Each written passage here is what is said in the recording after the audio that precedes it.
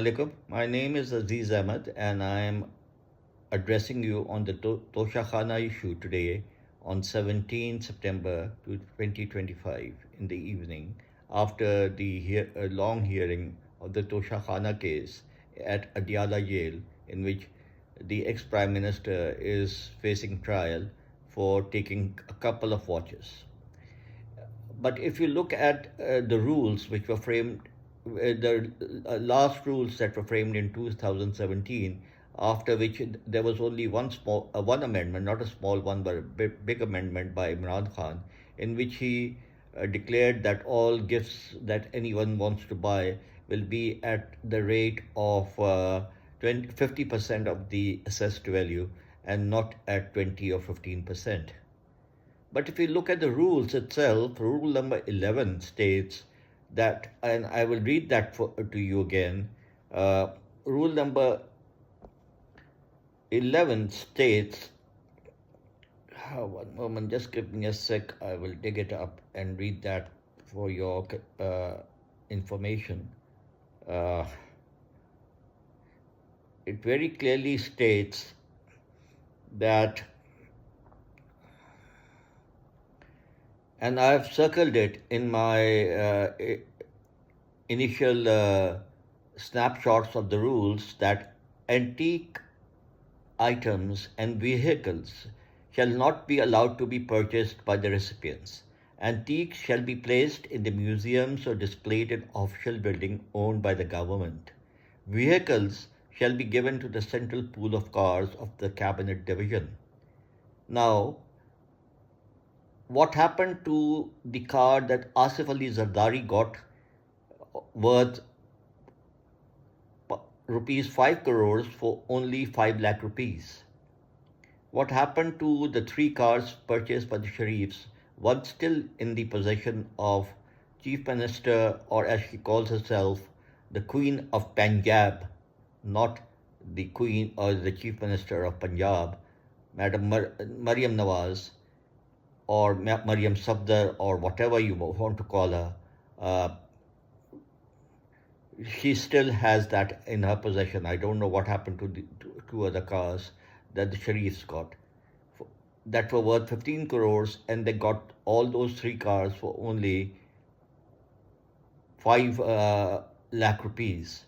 Now, as per the rules, the cars are not supposed to be purchased. They are banned items for purchase, but has to be placed in the car pool of the cabinet division.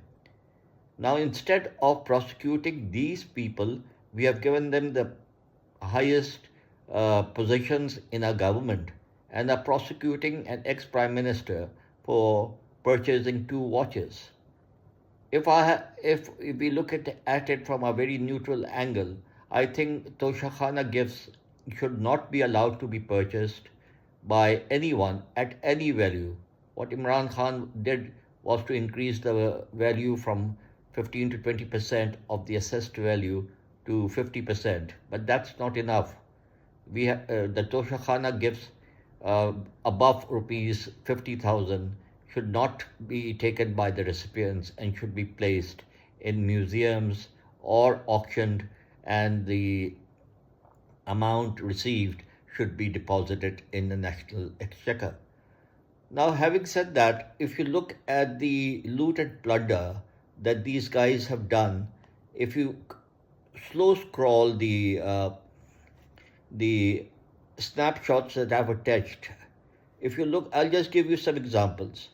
The present Prime Minister, Mr. Shahbaz Sharif, has purchased, after paying 457,000 rupees only, not purchased, taken away by depositing only 457,000, 114 gifts worth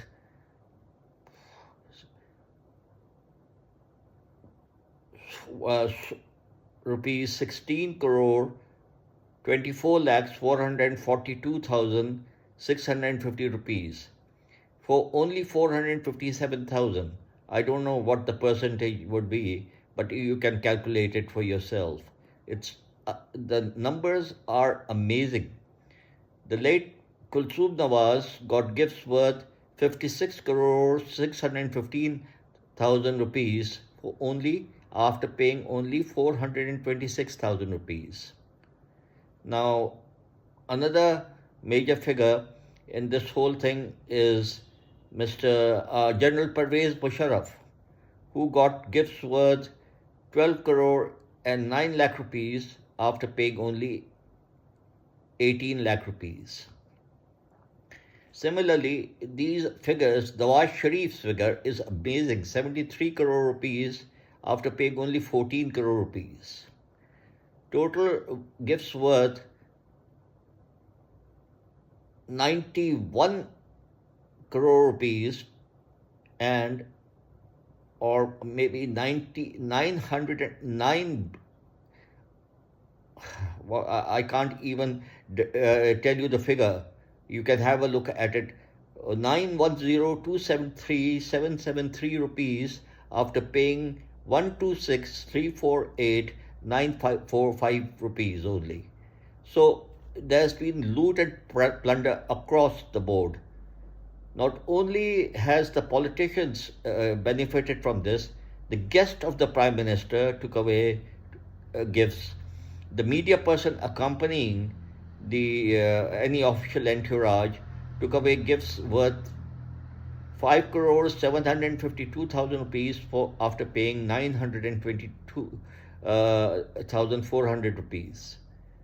So if you keep on looking, the Chief Justice took away 330,000 rupees worth of gift by paying zero amount of money.